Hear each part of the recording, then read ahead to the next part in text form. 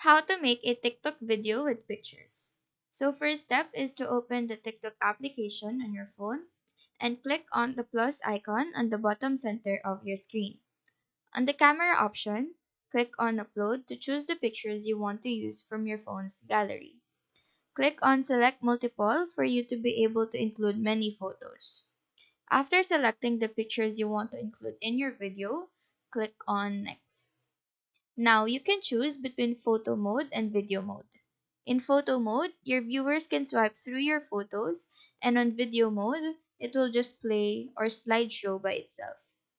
Now use the editing tools to add effects, filters, stickers, and text to your pictures.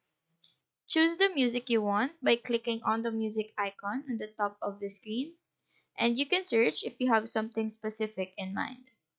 Once you've chosen your music, click on the next on the bottom right to complete your video. Write a caption for your video and select the privacy setting before clicking on post.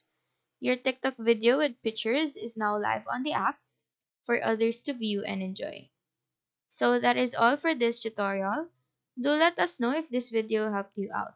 And if you have any questions, feel free to drop them down below. Thank you for watching and have a nice day.